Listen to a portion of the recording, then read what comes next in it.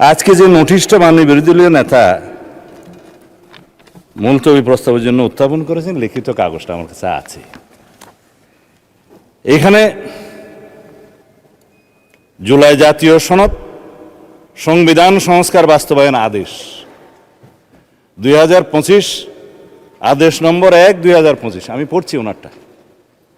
এর অনুচ্ছেদ 10 অনুযায়ী সংবিধান সংস্কার পরিষদের অধিবেশন আহ্বান প্রসঙ্গে, এটাই হচ্ছে আজকের ফ্যাক্ট ইন ইস্যু, আলোচ্য বিষয়। তা আসি, এই 10 অনুচ্ছেদ সংবিধান সংস্কার বাস্তবায়ন আদেশের কি, সেটা হচ্ছে পরিষদের অধিবেশন আহ্বান, কোরাম ভোটদান ইত্যাদি সংসদ নির্বাচনের ফল ঘোষিত হইবার 30 পঞ্জিকা দিবসের মধ্যে যেই পদ্ধতিতে জাতীয় সংসদের প্রথম অধিবেশন আহ্বান করা হইবে, অনুরূপ পদ্ধতিতে পরিষদের প্রথম অধিবেশন আহ্বান করা হইবে। এটা একটি আদেশ।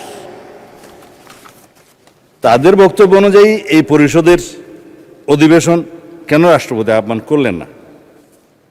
এবার সংবিধানে আসি।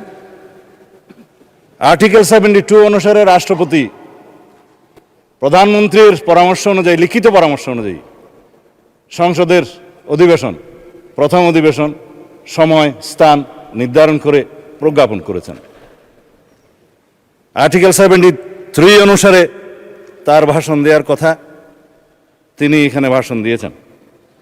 আমাদের মাননীয় বিরোধী দলের সদস্যগণ তার ভাষণ শুনতে চান নাই, ওয়াকআউট করেছেন, ভালো কথা, কিন্তু তার ভাষণের উপর আলোচনা করছেন এবং 50 ঘন্টা আলোচনা হবে ইনশাআল্লাহ। মাননীয় মহামান্য রাষ্ট্রপতির কাছে সংবিধান অনুযায়ী আমাদের কোনো কোনো সদস্য এখানে আছেন, উপদেষ্টা হিসাবে শপথ নিয়েছেন। সংবিধান তখন ভালো ছিল, রাষ্ট্রপতিও তখন ভালো ছিল, কিন্তু ভাষণের দিন উনি মনোপুত হলেন না আর কি। যাই হোক, এখন এই আদেশটা নিয়ে যে আমরা আলোচনা করব, আদেশের অনুবলে যে সংবিধান সংস্কার পরিষদের অধিবেশন কেন আহ্বান করা হবে না, তার উপর যে আলোচনা করব, আদেশটা কি, কিছু কিছু জবাবের মধ্যে চলে আসবে। মাননীয় বিরোধী দলের একজন সদস্য বলেছেন এই আদেশটা বৈধ আইন।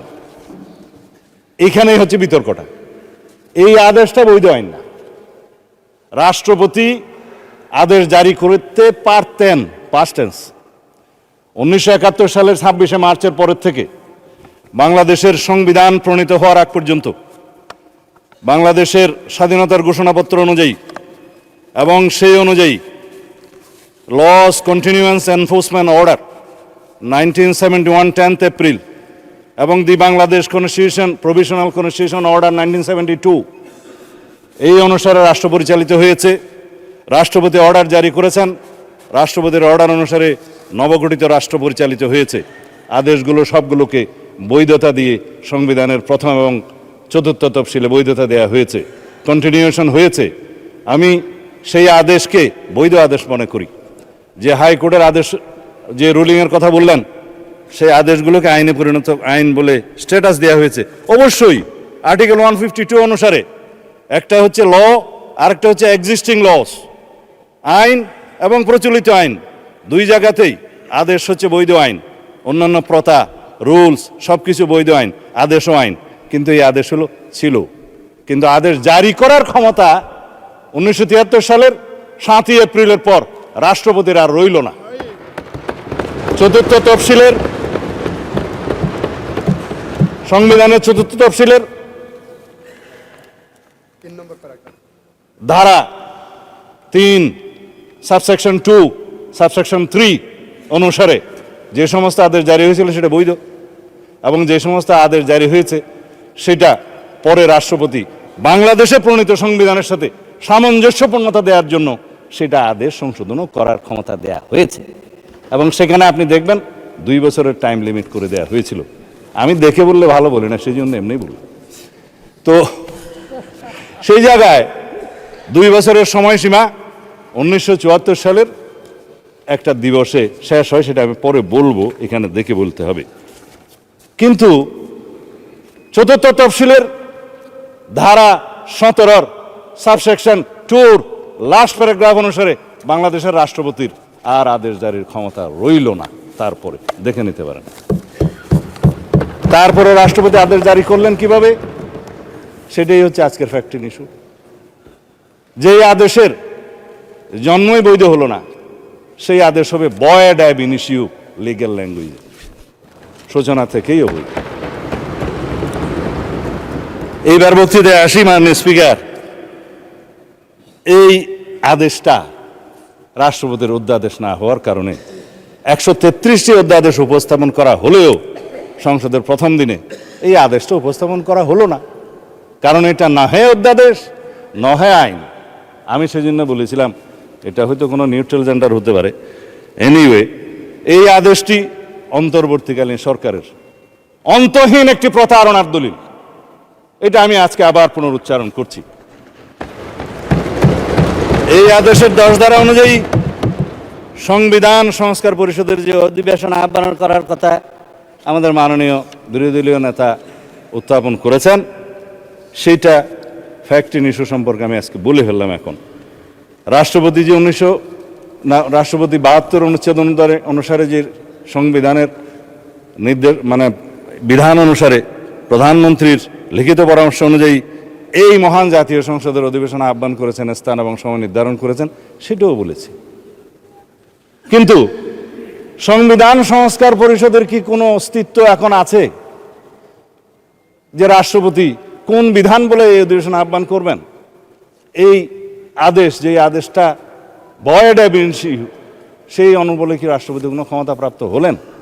হ্যাঁ, যদি আমরা এখানে সবাই সম্মত হতাম, সংবিধান সংশোধন হয়ে যেত, সেখানে রাষ্ট্রপতিকে ক্ষমতা দেয়া হতো এবং রাষ্ট্রপতি সেই অনুসারে সংবিধান সংস্কার পরিষদের গঠন করতেন।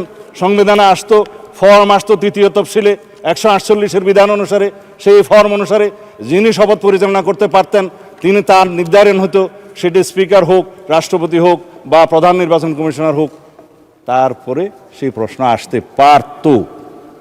এখন যেই সংবিধানের 4র্থ তফসিলের 3য় দফা সাবসেকশন 2 সাবসেকশন 3 এবং 17 দফার লাস্ট প্যারাগ্রাফ সাবসেকশন 2 আমি উদ্ধৃত করলাম, সেটা দয়া করে সবাই দেখতে পারেন।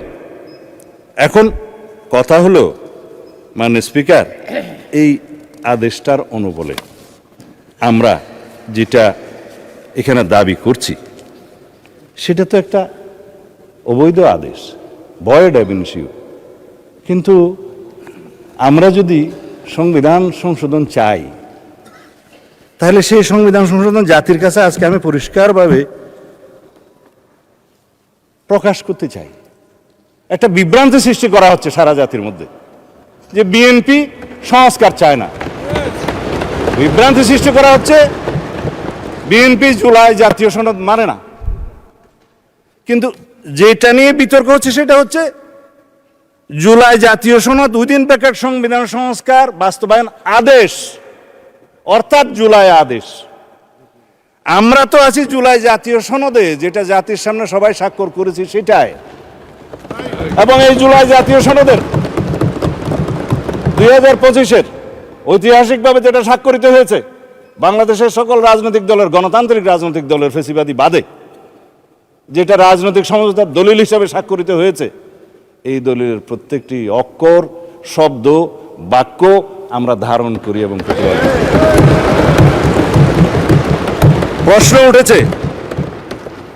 প্রশ্ন উঠেছে যে আমরা এই আদেশের অনুবলে কেন আমরা গণভোট যেটা অনুষ্ঠিত হয়েছে সেটা মানছি না। আসেন, গণভোট অনুষ্ঠিত হয়েছে, এই গণভোটের প্রস্তাবক তো আমরা ছিলাম। আমি প্রস্তাব দিয়েছিলাম বিএনপির পক্ষে যে অন্যান্য রাজনৈতিক দল জুলাই জাতীয় সনদ যখন স্বাক্ষরিত হবে, তখনও হয়নি, সেটার আইনি ভিত্তি দেওয়ার জন্য সবাই একটা দাবি উত্থাপন করলেন। বললাম হ্যাঁ, জনগণের সম্মতি নেওয়া যায়। এই জুলাই জাতীয় সনদের পক্ষে জনগণ আছে কি নাই? কারণ এই জুলাই জাতীয় সনদের 2টা ভাগ। প্রথম ভাগ হচ্ছে সংবিধান সংশোধন সাপেক্ষে আমরা সংস্কারের বিষয়সমূহ এখানে বলা আছে 1 থেকে 48, 1 থেকে 47 সংবিধান সংশোধন সাপেক্ষে সংস্কারের বিষয়সমূহ লেখাই আছে। সংবিধান সংশোধন সাপেক্ষে সংস্কারের বিষয়সমূহ যদি এই জুলাই সনদের পক্ষে জনগণ হ্যাঁ বলে, তাহলে পরে আমরা সংবিধান সংশোধন করতে পারবো সেই 47টা বিষয়ে। উইথ নোট অফ ডিসেন্ট, প্রত্যেকটা নোট অফ ডিসেন্টে বলা আছে যে সমস্ত রাজনৈতিক দল বা জোট তাদের নির্বাচনী ইশতেহার উল্লেখপূর্বক যদি জনগণের ম্যান্ডেট লাভ করে, তাহলে তারা সেই মতে ব্যবস্থা গ্রহণ করতে পারবে। আগামীকালকে অথবা পরশু সম্ভবত আরেকটি মুলতবি নোটিশের উপরে আমরা আলোচনা করতে চাইব। আমরা দিচ্ছি না, বেসরকারি সদস্যরা দিচ্ছে। সেখানে এই জুলাই জাতীয় সনদের প্রত্যেকটি ধারা উপধারা কি কি আছে সেই বিষয়ে কথা হবে, প্রতিশ্রুতি বিষয়ে। আমি আজকে ওখানে বিস্তারিত যাব না। এটার দ্বিতীয় ভাগ হচ্ছে যে সমস্ত সংস্কারের বিষয়ে আমরা একমত হয়েছি, সেই বিষয়ের মধ্যে কিছু আইন আছে সংশোধন করতে হবে, কানুন আছে, বিধি আছে, বিধান আছে। সেটার জন্য সংবিধান সংশোধনের প্রয়োজন হয় নাই বিধায় ইন্টারিম গভর্নমেন্ট অনেক অধ্যাদেশের মাধ্যমে সেগুলো সংশোধন করেছেন, এক্সিকিউটিভ অর্ডারের মাধ্যমেও করেছেন। আমরা এগ্রিড হয়েছি। তবে সেই সমস্ত অধ্যাদেশগুলো বিধান মতে বাংলাদেশের নির্বাচিত জাতীয় সংসদে উত্থাপন করতে হয়েছে। আর্টিকেল 93 অনুসারে আইনমন্ত্রী সেটা করেছেন। And this is the supremacy of the parliament, and this is the sovereignty of the people, and this is the sovereign house of the nation. এই sovereign হাউসের ক্ষমতা হচ্ছে, এখতিয়ার হচ্ছে রাষ্ট্রপতি অধ্যাদেশ জারি করতে পারলেও ইন বিটুইন 2 সেশনস সেটা এই মহান সংসদে পাশ করে নিতে হবে উইদিন 30 ডেজ। এটাই হচ্ছে সার্বভৌম পার্লামেন্টের সার্বভৌমত্ব। মাননীয় স্পিকার, আমরা এখন যদি এটার পোস্টমর্টম করতে চাই, রাষ্ট্রপতির এই আদেশ কেন অবৈধ তার যুক্তিসমূহ একটু বলি। 7ই এপ্রিল 1973, আগে যেটা বলছিলাম, এই তারিখ থেকে বাংলাদেশের প্রথম জাতীয় সংসদ বৈঠক অনুষ্ঠিত হওয়ার পর রাষ্ট্রপতির আদেশ জারির ক্ষমতা রহিত করা হইল সংবিধানের 4th তফসিলের 17 দফার 2 দফা, লাস্ট প্যারা। রাষ্ট্রপতির কোনো আদেশ এবং অধ্যাদেশ দ্বারা পরবর্তী সংসদের সার্বভৌম এখতিয়ারকে খর্ব করতে পারেন না। কেন পারেন না? আর্টিকেল 7, রাষ্ট্রের সকল ক্ষমতার মালিক জনগণ, এবং সেই জনগণের সার্বভৌমত্ব এখতিয়ার প্রয়োগের মাধ্যমে এই সংবিধান হচ্ছে সর্বোচ্চ আইন। Any laws inconsistent to the constitution will be buoyed, is buoyed, shall be buoyed to the extent of the inconsistency. এটাই হচ্ছে supremacy of the constitution, supremacy of the house, supremacy of the people of the country. সেই 7 অনুচ্ছেদ বলে কথা বলছি। এই 7 অনুচ্ছেদে 2টা ধারা যুক্ত করেছিল fascist Hasina, 7A and 7B, যেগুলা আনকনস্টিটিউশনাল ডিক্লেয়ার হয়েছে, নাল অ্যান্ড ভয়েড হয়েছে, আল্টা ভায়ার্স কনস্টিটিউশন ডিক্লেয়ার হয়েছে। বলা হয়েছে নন এস্ট, মানে ইট ওয়াজ নট দেয়ার। ভার্ডিক্ট হাইকোর্টের এখনো পর্যন্ত আপিল হয়নি। সংবিধান সংস্কার বাস্তবায়ন আদেশের দফা 4, আমি এখান থেকে লিখেছি আর কি, আইন থেকে। গণভোটের ব্যালট উত্থাপিত প্রশ্ন। দফা 8, সংবিধান সংস্কার পরিষদের সদস্য হিসেবে শপথ গ্রহণ। দফা 10, যেটা নিয়ে আলোচনা হচ্ছে, সংবিধান সংস্কার পরিষদের অধিবেশন আহ্বান। দফা 13, সংবিধান সংস্কার অবিলম্বে কার্যকর করা। একটা মহামান্য সম্রাটের আদেশ জারি হয়ে গেল, 180 দিনের ভিতরে সংবিধান সংশোধন হয়েছে বলে দরিয়া লওয়া হইবে। তাহলে পরে জনগণের অধিকার কোথায়? সুপ্রিমেসি কোথায়? সুভেরেনিটি কোথায়? জনগণ 51% ভোট দিয়ে কনস্টিটিউশনাল ম্যান্ডেটে নির্বাচিত করেছে এই সংসদ সদস্যদের। প্রশ্ন আসছে ওই পক্ষ থেকে তাহলে 70% ভোটের কি হবে?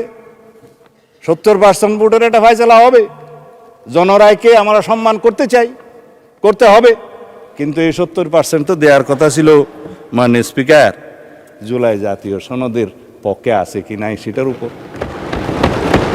আমি আগেও বলেছি, এই যে আদেশ যেটা নিয়ে কথা হচ্ছে এবং যেটার সাথে সামঞ্জস্য রেখে গণভোটের অধ্যাদেশ করা হয়েছে, সেই গণভোটের দফা 3 এবং 4 আরো কয়েকটা দফা আছে, দেখলে সময় যাবে, আমি দেখব না। সেগুলো সামঞ্জস্যতা রেখে প্রশ্ন রেডি করা হয়েছে। জনগণকে বলছে এটা সংবিধান সংস্কার হয়ে যাবে, এর পক্ষে হ্যাঁ অথবা না। কথা হচ্ছে মাননীয় স্পিকার, আর্টিকেল 93 অর্ডিন্যান্স জারির মাধ্যমেও রাষ্ট্রপতির ক্ষমতা নাই কোনো সংবিধানের বিধানকে রহিত হয়, পরিবর্তন হয় সেরকম কোনো আইন জারি করা, অধ্যাদেশ জারি করা। এটা তো অধ্যাদেশও নয়, এটা তো ভয়েড অ্যাব ইনিশিও একটা অর্ডার, যেটা রাষ্ট্রপতি করতেই পারেন না।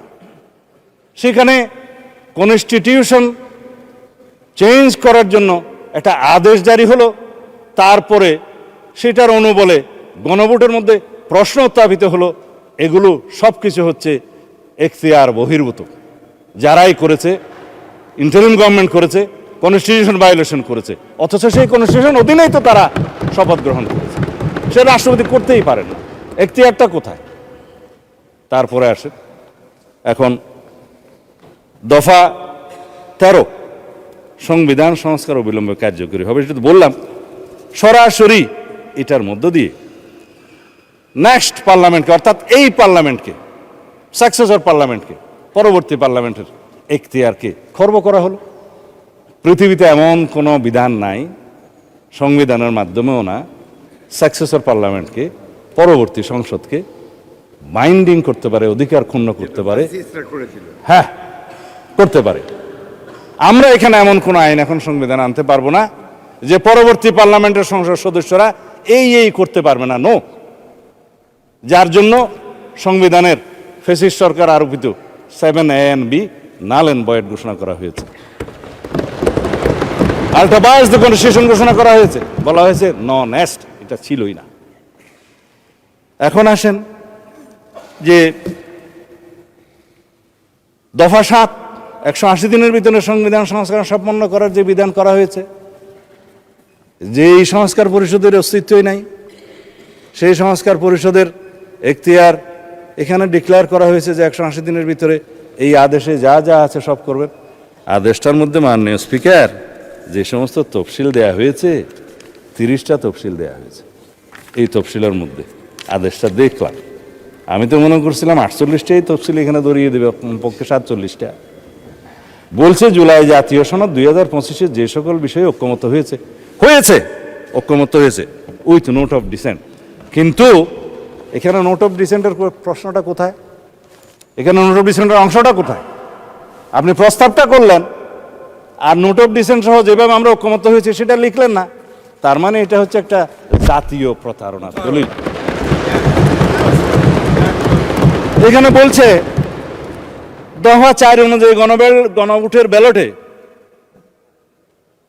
উত্থাপিত 4টি প্রশ্নের প্রত্যেকটিতে আপনি আলাদাভাবে হ্যাঁ অথবা না দেওয়ার বিধান, এই হ্যাঁ অথবা না দেওয়ার বিধান এইটা সংবিধান সংশোধনের প্রশ্ন জড়িত, এই পার্লামেন্টের সার্বভৌমত্ব লঙ্ঘনের সাথে জড়িত।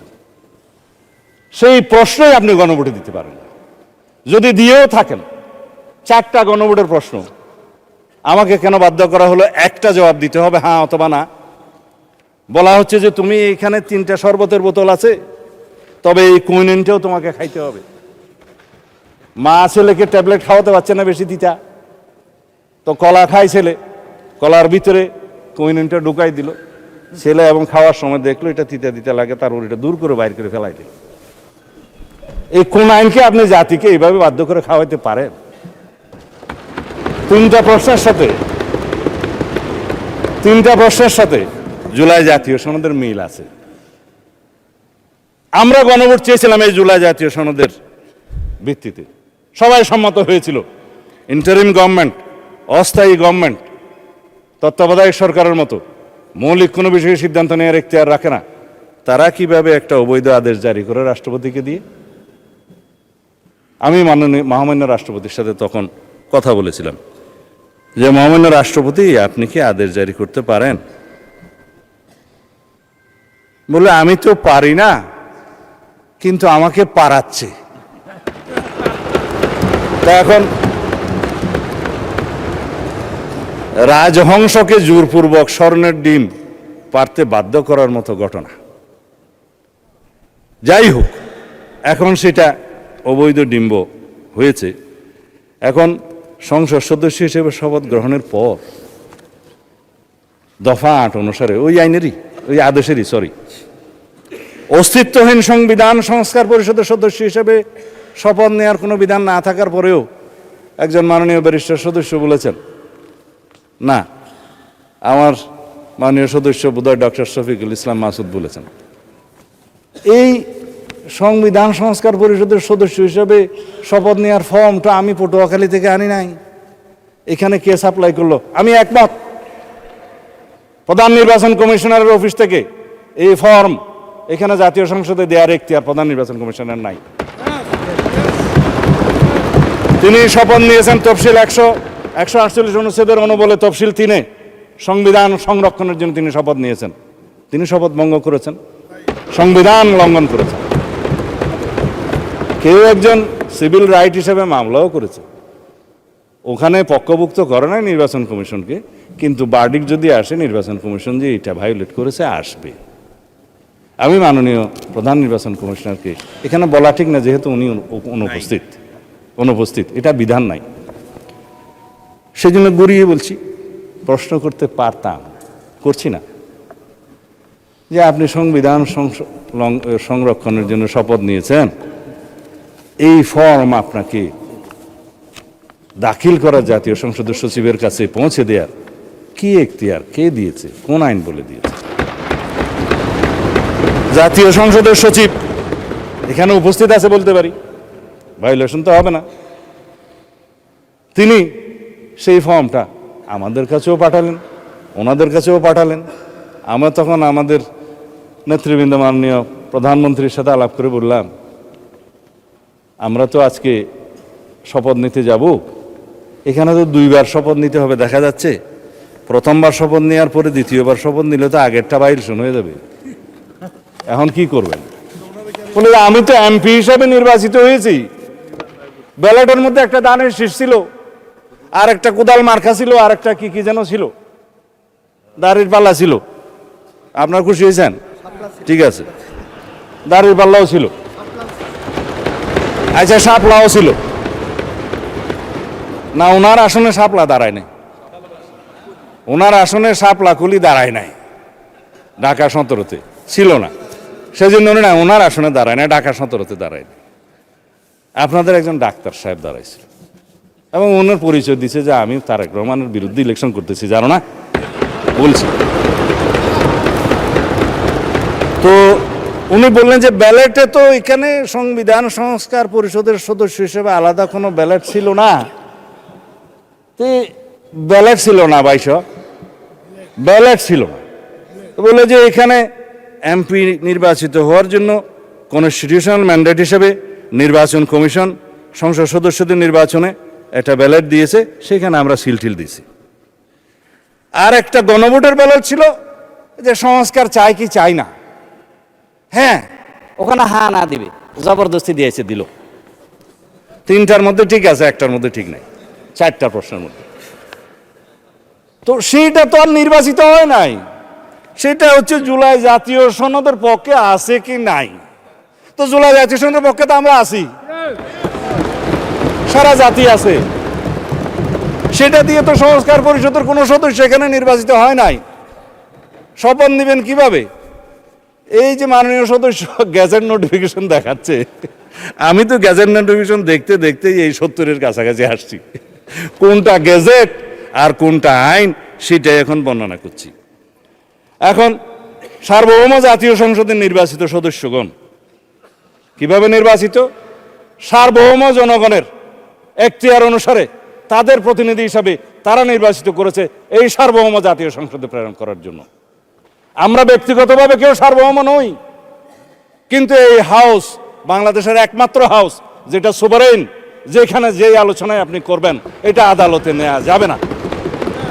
এটাই হচ্ছে সার্বভৌমত্বের প্রকাশ। জনগণের সার্বভৌমত্ব, জনগণ জনপ্রতিনিধি নির্বাচিত করে সাংবিধানিক ভোটের মাধ্যমে আমাদের এখানে পাঠাইছে। আর একটা ভোট যেটা গণভোট হয়েছে সেটা সংস্কারের পক্ষে আছে কি না, হ্যাঁ অথবা না বলে। আমার এই এখতিয়ার সংসদ সদস্য হিসেবে, এই সার্বভৌম সংসদের এখতিয়ার কি একটা গণভোটের সংস্কারের হ্যাঁ অথবা না দিয়ে 70% কথা যেটা বলছে সেটা কি ভায়োলেট করা যায়? তারা তো বলেছে আপনি সংস্কার চান কি চান না, চেয়েছে, আমরা তো সংস্কার চাই। কিন্তু কিসের ভিত্তিতে চাই? যেটা রাজনৈতিক সমঝোতার দলিল হিসেবে জুলাই জাতীয় সনদ 2025 ভবিষ্যতের পথরেখা যেটা স্বাক্ষরিত হয়েছে ঐতিহাসিকভাবে, সেটার ভিত্তিতে সংস্কার চাই। আর প্রশ্ন উঠতে পারে গণভোট এবং তার ফলাফলের কি হবে? বলে ফেললাম। অসাংবিধানিক আদেশের অনুবলে বেআইনি কোনো আদেশের মাধ্যমে কোনো কিছুই বৈধতা পেতে পারে না মাননীয় স্পিকার। এই উক্ত জুলাই জাতীয় সনদ, সংবিধান সংস্কার বাস্তবায়ন আদেশ 2025 এবং গণভোট অধ্যাদেশ 2025, এই দুইটারই বৈধতা উচ্চ আদালতে চ্যালেঞ্জ করা হয়েছে, যা বিচারাধীন এবং রুল জারি হয়েছে বলে শুনলাম। অতএব বিচারাধীন বিষয়ে পার্লামেন্টে বিতর্ক হবে কি হবে না সেটা আলাদা বিতর্ক হতে পারে, এই বিতর্ক এখানে হবে কি হবে না। বাংলাদেশ জাতীয়তাবাদী দল বিএনপি এই স্বাক্ষরিত জুলাই জাতীয় সনদ 2025 এর প্রতিটি অক্ষর, শব্দ, বাক্যকে ধারণ করে বাস্তবায়নের জন্য জাতির কাছে আমরা অঙ্গীকারাবদ্ধ। আমরা জুলাই জাতীয় সনদের আলোকে জুলাই ছাত্র গণ অভ্যুত্থানের 2024-এর শহীদের আকাঙ্ক্ষা এবং জাতির প্রত্যাশা পূরণের প্রতিশ্রুতিবদ্ধ। এদেশের জনগণ বিএনপির নির্বাচনী ইশতেহার সমর্থন করে শতকরা 51% ভোট দিয়ে তাদের ম্যান্ডেট দিয়েছে বিএনপিকে। কিন্তু আমরা সরকারি দল, বিরোধী দল সবাইকে নিয়ে এই মহান জাতীয় সংসদে সমঝোতার ভিত্তিতে আলাপ আলোচনার মধ্য দিয়ে সংবিধানের গণতান্ত্রিক সংশোধনী আনতে চাই। স্বপ্নগুলো আকাশ ছুবে প্রবাসীর হেলিকপ্টারের মাধ্যমে। বিয়ে, জন্মদিন অথবা যে কোনো বিশেষ প্রয়োজনে হেলিকপ্টার ভাড়া করতে যোগাযোগ করুন স্ক্রিনে দেয়া নাম্বারে। প্রবাসীর হেলিকপ্টার, নিরাপদ ও সাশ্রয়ী বাহনের বিশ্বস্ত নাম।